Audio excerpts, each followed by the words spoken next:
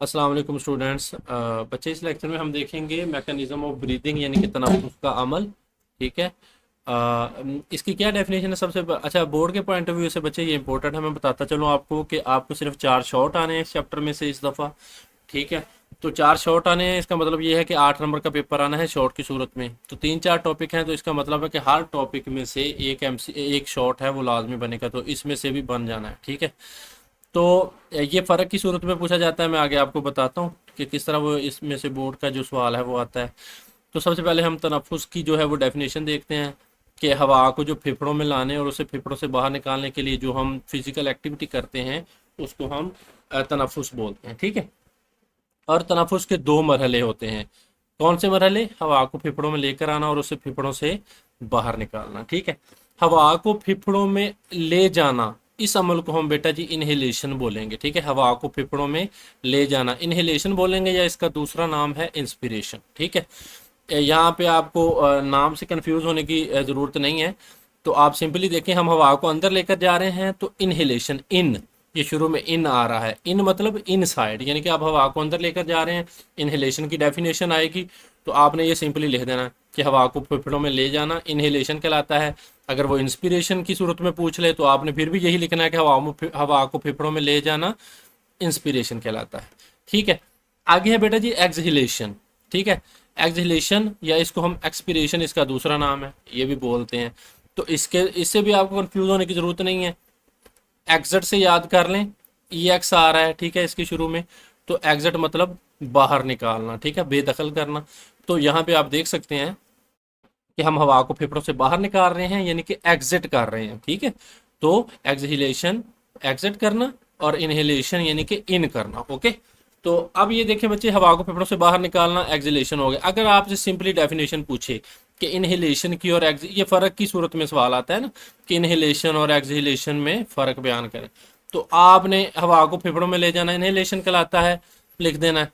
और हवा को फेफड़ों से बाहर निकालना एक्सहिलेशन कहलाता है। लेकिन अगर वो पूछे आपसे कि आप ये अमल किस तरह वकूफ़ पजीर होता है, इसका मैकेनिज़्म बयान करें या अमल बयान करें, तो फिर आपने अमल लिखना है। ठीक है। तो बेटा बिल्कुल सिंपल सा है, आप यहाँ पे देख सकते हैं कि आपके सामने ये डायग्राम है। डायग्राम तो सारी बात है, आपको नहीं बनाने की ज़रूरत है ये वाली, तो आप समझ लें, यहाँ से आपको समझ इंशाल्लाह आ जाएगी। तो ये जो ए डायग्राम है बेटा, ये इनहेलेशन की है। ठीक है। यानी कि हवा को अंदर लेकर जाने का मैकेनिज्म बयान किया गया है इसमें। और डायग्राम जो बी है, इसमें मैकेनिज्म बयान किया गया है एक्सहेलेशन का। ठीक है। यानी कि हवा को फेफड़ों से बाहर निकालने का। अब देखें इसमें होता क्या है बच्चे। आपको पता है कि जो पसलियों के मसल हैं हम उन्हें इंटरकोस्टल मसल बोलते हैं। ये इंपॉर्टेंट एमसीक्यूज और शॉर्ट क्वेश्चन है बोर्ड का कि इंटरकोस्टल मसल क्या होते हैं। जो पसलियों के मसल हैं वो इंटरकोस्टल मसल होते हैं। ठीक है। तो ये इनहेलेशन में और एक्सहेलेशन में एक दूसरे के उल्ट चीजें होनी है, क्योंकि प्रोसेस उल्ट है। ठीक है। इसमें हवा अंदर आएगी, इसमें हवा बाहर जाएगी। तो प्रोसेस उल्ट है तो चीजें भी एक दूसरे की उल्ट होंगी। किस तरह उल्ट होंगी? इसमें क्या होगा बेटा जी कि जो जो पसलियों के मसल हैं, इंटरकोस्टल मसल हैं, वो कॉन्ट्रैक्ट करेंगे। ठीक है ना। कॉन्ट्रैक्ट करने का मतलब है सुकड़ना, यानी कि जो पसलियों के मसल हैं वो सुकड़ेंगे। ठीक है ना। जब पसलियों के मसल बेटा जी सुकड़ेंगे, ठीक है, तो क्या होगा उसके नतीजे में, ये जो आपका रिब केज है, पसलियों का जाल है, ये फैल जाएगा। ठीक है ना। ये फैल गया। अब आप बैठे हुए हैं, आप तजर्बा करके देखें, आप सांस को अंदर की तरफ खींचें तो क्या होगा बेटा जी, ये ऊपर की तरफ पसलियां उड़ती हुई नजर आएंगी, यानी कि ये पसलियों का जाल फैलेगा। ये क्यों फैला है? क्योंकि जो पसलियों के मसल हैं, इंटरकोस्टल मसल, वो क्या है, सुकड़े हैं। वो फैले नहीं है, वो सुकड़े हैं। ठीक है ना। और उसके नतीजे में पसलियों का जाल क्या है, वो फैल गया। ठीक है। और उसके बाद क्या हुआ, जब पसलियों के मसल सुकड़े उसी वक्त डायाफ्राम भी सुकड़ा। ठीक है। जब डायाफ्राम सुकड़ा तो फिर डायाफ्राम नीचे हो गया। ठीक है। अब ये जो डोम शेप आपको स्ट्रक्चर नजर आ रहा है, मस्कुलर स्ट्रक्चर है एक। ठीक है। हमने पढ़ा था पिछले लेक्चर में, ये डायाफ्राम है, ये वाला। ठीक है। तो क्या हुआ, एक वक्त में दो चीजें सुकड़ी। एक इंटरकोस्टल मसल सुकड़े, उनके सुकड़ने की वजह से पसलियों का जाल फैल गया। और एक डायाफ्राम सुकड़ा, उसके सुकड़ने की वजह से डायाफ्राम क्या है, नीचे हो गया। अब जैसे ही ये नीचे हुआ है, अब यहाँ पे आप देख सकते हैं कि सीने के अंदर एक खला पैदा हो गया है यहाँ पे। ठीक है। तो यहाँ ये वाला एरिया आप सारा देखें डायाफ्राम के दरमियान और इस फेफड़ों की इस कैविटी के दरमियान, कि यहाँ पे एक खला पैदा हो गया। ये खला जब पैदा हुआ तो यहाँ पे जो है हवा का जो दबाव है या प्रेशर है वो क्या हो गया है, कम हो गया है। अब ये हवा का एक असूल है कि जहाँ पे इसका प्रेशर कम होता है, ज़्यादा होता है जहाँ पे इसका प्रेशर, ये उस तरफ से उस इलाके की तरफ जाती है जहाँ पे इसका प्रेशर कम होगा। अब देखिए यहाँ पे मैंने बोला कि इसका प्रेशर हवा का कम हो गया है। अब बाहर वाली जो हवा है, इन्वायरमेंट में कह लें आप, कि उसका प्रेशर ज़्यादा है, अंदर हवा का प्रेशर इनके सिकुड़ने की वजह से कम हो गया है। अब बाहर वाली हवा क्या है, वो तेज प्रेशर के साथ अंदर आएगी, ठीक है, और सांस अंदर की तरफ खींचा जाएगा। सिंपली इसको आपको थ्योरेटिकली बता देता हूँ कि सबसे पहले क्या हुआ कि इंटरकोस्टल मसल हैं वो सिकुड़े, ठीक है, सिकुड़े, और उसके नतीजे में उसकी वजह से पसलियां हैं वो फैल गई, ठीक है। अब ये देखें, इंटरकोस्टल मसल, पसलियों के मसल सिकुड़े और पसलियां फैल गई, ओके। उसके बाद इसी दौरान डायाफ्राम भी सिकुड़ा और नीचे हो गया। अब ये वाला जो डायाफ्राम था बेटे, वो भी फैला, वो भी सिकुड़ा और वो भी क्या हो गया, नीचे की तरफ हो गया, ठीक है। दो चीजें बैक वक्त एक ही वक्त में सिकुड़ी, कौन कौन सी, एक इंटरकोस्टल मसल्स और एक डायाफ्राम, दोनों सिकुड़े, ठीक है ना। अब इन दो सिकुड़ावों की वजह से सीने के खला का हुजम क्या है, बढ़ जाता है। अब सीने के खला का हुजम बढ़ गया और इससे फेफड़ों के अंदर हवा का दबाव क्या हो गया, कम हो गया। जब फेफड़े के अंदर हवा का दबाव कम हो गया, प्रेशर कम हो गया हवा का, अब बाहर की तरफ, बाहर की हवा में प्रेशर ज्यादा है, ठीक है ना, और बाहर की हवा क्या करेगी, ज्यादा प्रेशर के साथ अंदर की तरफ दाखिल होगी, क्योंकि अंदर क्या है, प्रेशर कम है। इस तरह हम सांस अंदर खींचते हैं। अब एक्सहेलेशन में क्या है, टोटल उलट है, ठीक है ना। इसमें क्या था कि इंटरकोस्टल मसल जो है बच्चे वो सिकुड़ते थे, यहाँ क्या है, फैलेंगे, ठीक है, यहाँ क्या है, फैलेंगे। ये यहाँ पे लिखा नहीं जा रहा बच्चे, ये क्या है, फैल गए। अब इंटरकोस्टल मसल यहाँ पे सिकुड़े थे तो पसलियों का जाल फैल गया था। अब इंटरकोस्टल मसल यहाँ पे फैलेंगे और जो पसलियों का जाल है वो अंदर और नीचे की जानब दब जाता है। अभी आप बैठे हुए हैं तो आप जो सांस को बाहर की तरफ निकाल कर देखें तो आपकी जो पसलियों का जाल है वो अंदर और नीचे की जानब जा रहा है, ठीक है। तो ये इंटरकोस्टल मसल्स के फैलने की वजह से हो रहा है, ठीक है।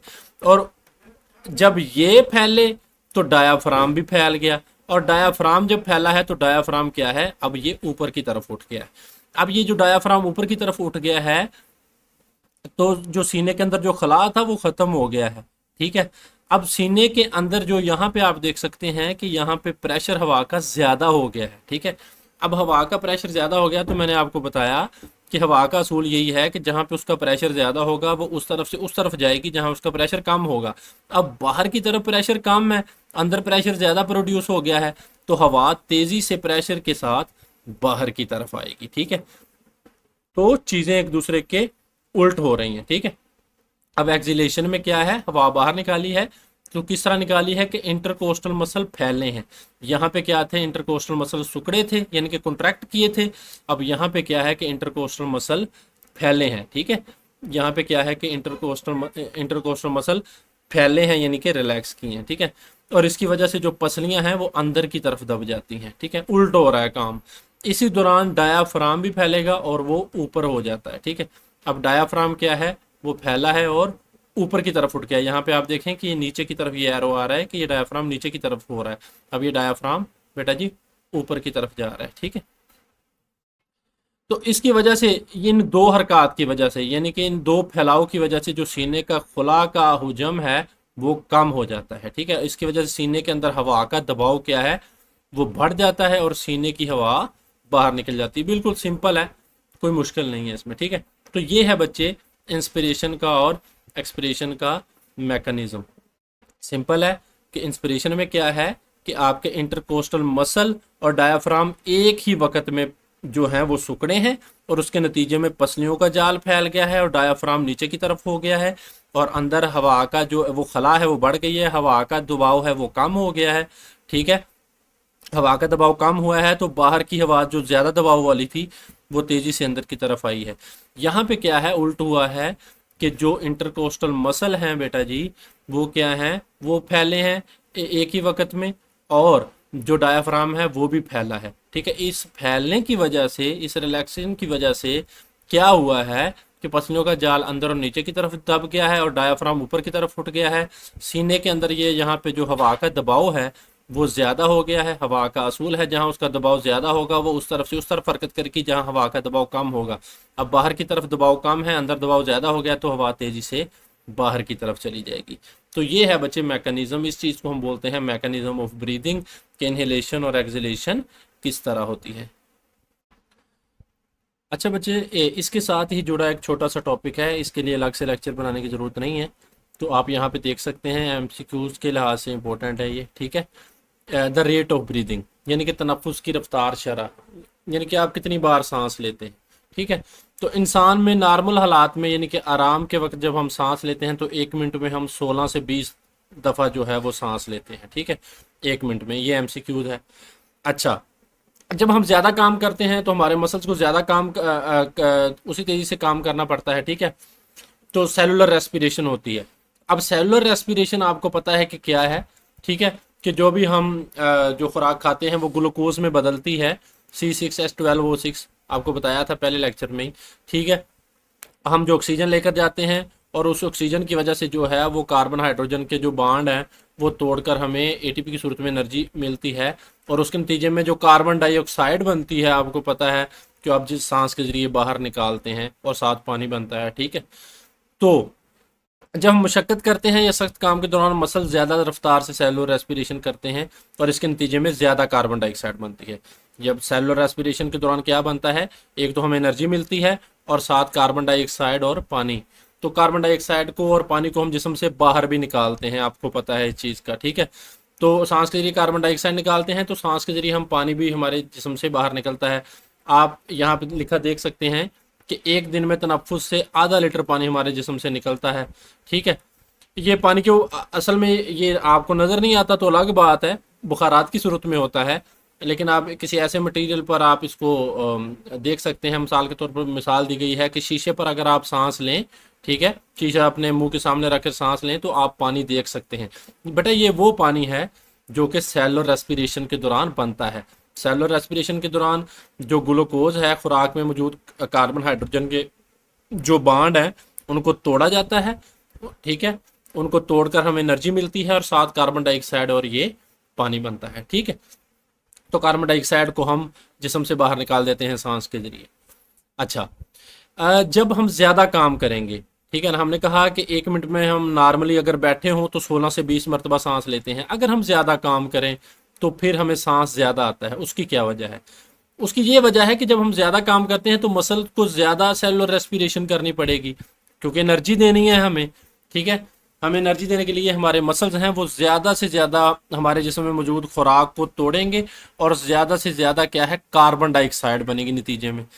और उसमें क्या होगा कि जो जब कार्बन डाइऑक्साइड ज़्यादा बनेगी तो क्या होता है कि दिमाग में मौजूद जो रेस्पिरेटरी सेंटर्स होते हैं जो कि हमारे सांस को कंट्रोल करते हैं, ठीक है, वो क्या करते हैं, वो खून में मौजूद कार्बन डाइऑक्साइड की जो मकदार होती है, ज़्यादा मकदार होती है, उसको डिटेक्ट कर लेते हैं।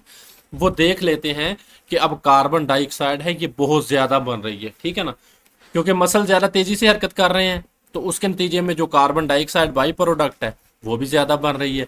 तो जो दिमाग में मौजूद रेस्पिरेटरी सेंटर है वो इस चीज़ को फील करेंगे और फिर वो क्या करेंगे, उसके नतीजे में हमारा दिमाग क्या करेगा कि ये रिब्स यानी कि पसलियों के मसल्स को और डायाफ्राम को तेज़ रफ्तार से पैगाम भेज देगा और इन मसल्स के सिकुड़ने और फैलने की रफ्तार को बढ़ा देगा, ठीक है ना। तो जब ये मसल सिकुड़ेंगे तो सांस अंदर लेकर जाएंगे, अभी हम पढ़ कर आए हैं। जब ये मसल्स फैलेंगे डायाफ्राम के, ठीक है, तो हम सांस बाहर निकालेंगे, यानी कि सांस अंदर लेकर जाने बाहर निकालने का अमल तेज़ी से बढ़ जाएगा। इस तरह हमारी सांस लेने की जो रफ्तार है वो काम के दौरान 30 से 40 मरतबा फी मिनट तक हो जाती है। आम हालात में 16 से 20 दफ़ा हम सांस लेते हैं, लेकिन हम जब ज़्यादा काम करते हैं तो हमारे मसल्स को ज़्यादा सेलुलर रेस्पिरेशन करनी पड़ती है, ठीक है। जब आप कोई एक्सरसाइज कर रहे हो, जॉगिंग वगैरह कर रहे हो या कोई और काम कर रहे हो, तो उसके नतीजे में ज़्यादा सेलुलर रेस्पिरेशन करते हैं हमारे मसल और ज़्यादा कार्बन डाइऑक्साइड बनती है। इस कार्बन डाइऑक्साइड के ज़्यादा बनने की वजह से दिमाग में जो हमारा कंट्रोल सेंटर है, जो हमारे सांस को कंट्रोल करता है, वो पैगाम भेजता है, ठीक है, कि वो पैगाम भेजता है कि उसको डायाफ्राम को और पसलियों के मसल्स को वो पैगाम भेजता है कि भाई आप ज़रा ना काम तेज़ कर लें, क्योंकि बंदे को ज़्यादा जो है वो ज़रूरत है, कार्बन डाइऑक्साइड मैंने ज़्यादा महसूस कर ली है, तो बंदे को अब एनर्जी की ज़्यादा ज़रूरत है। ठीक है, तो ये 30 से 40 मरतबा फी मिनट तक बढ़ जाती है। अब देखें, सांस जब आप लेते हैं तो हमारे जिस्म के अंदर दाखिल होती है हवा और जिस्म से बाहर खारिज होती है, इंस्पिरेशन होती है और एक्सिलेशन होती है। तो उस हवा के अंदर हम क्या क्या चीज़ें लेकर जाते हैं, ये भी एमसीक्यूज़ के लिहाज से इंपॉर्टेंट है।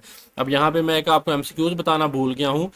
तो यहाँ पे ये बोर्ड में कई दफ़ा आया है एमसीक्यूज़ कि जो दिमाग में मौजूद रेस्पिरेटरी सेंटर्स होते हैं वो किस चीज़ के लिए हसास हैं, तो वो कार्बन डाइऑक्साइड की मकदार के लिए क्या हैं, हसास हैं। जब वो कार्बन डाइऑक्साइड आपके खून में ज़्यादा होती है तो ये रेस्पिरेटरी सिस्टम क्या है, ये जो रेस्पिरेटरी सेंटर होते हैं दिमाग में वो मुतहर्रिक हो जाते हैं। ठीक है, और वो काम की रफ्तार को, सांस की रफ्तार को बढ़ा देते हैं।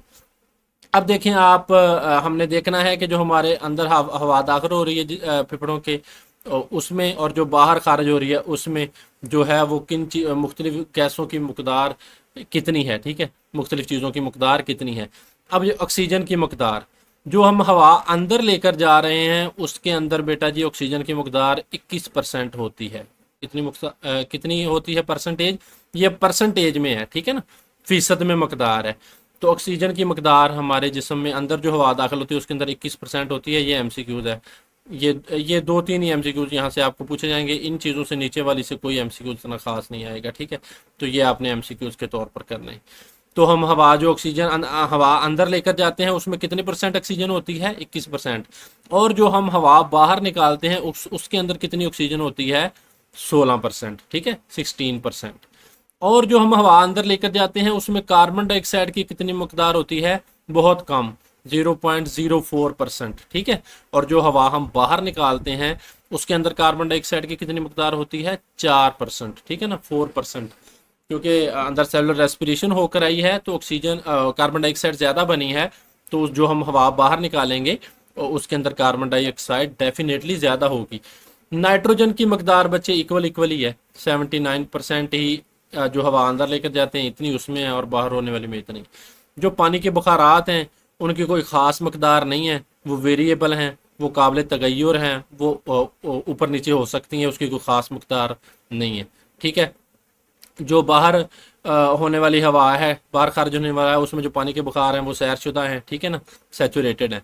और जो टेम्परेचर है वो भी काबिल तगय्युर है, कम ज़्यादा हो सकता है। ठीक है, और ये जो बाहर खारिज होने वाली हवा है जो हम जिस्म के बाहर खारिज करें वो करीबन जिस्मानी टेम्परेचर के बराबर ही होता है उसका दर्जा हरारत। ठीक है ना, अब ये जो हम हवा अंदर लेकर गए हैं जिस्म के उसका जो दर्जा हरारत था, अब देखें ना बाहर दर्जा हरारत कितना होता है, बाहर बाज का तो 40-45 भी होता है सेंटीग्रेड में, और सर्दियों में 0 भी हो जाता है, 0 से भी कम हो जाता है। तो वो काबिल तगय्युर है, उसमें उतार चढ़ाव होता रहेगा। लेकिन जो हम हवा जिस्म से बाहर निकालेंगे उसका टेम्परेचर वही होगा जो जिस्मानी टेम्परेचर होगा, तकरीबन 37 सेल्सियस। ठीक है ना, या 98.6 फ़ारेनहाइट। ठीक है, तो जो बाहर हम निकालेंगे वो हमारे जिस्म का टेम्परेचर 37 पे रहता है। ठीक है, तो वो वही टेम्परेचर होगा। अच्छा, गर्द के ज़रात काबिल तगय्युर, अब गर्द जितनी आप गर्द में रह रहे हैं जिस तरह के माहौल में वो उतने होंगे। तो जो हम हवा बाहर निकालते हैं उसमें कोई गर्द नहीं होती। बच्चे ये एमसीक्यू बन सकता है। ठीक है, जो हम हवा बाहर निकालते हैं उसमें जो गर्द के ज़रात हैं वो कितने हो सकते हैं, तो वो कोई नहीं है। क्यों? क्योंकि हवा जब हम फेफड़ों के अंदर लेकर गए, जब हम एयर पैसेज में पढ़ा था तो पढ़ा था कि म्यूकस होते हैं, बाल होते हैं, फिर फेफड़ों के अंदर इतना वो क्लीन सिस्टम है, तो बाहर निकालने के लिए ज़रात अंदर जा ही नहीं सकते। ठीक है, तो फिर बाहर क्या निकलेगा। ठीक है ना, तो जो बाहर है वो कोई ज़रात नहीं निकलते। तो ये था बच्चे हमारा आज का। बाकी हम रेस्पिरेटरी सिस्टम की बीमारियां जो हैं वो अगले लेक्चर में पढ़ेंगे। चलें, बहुत शुक्रिया बेटे, अल्लाह हाफिज़।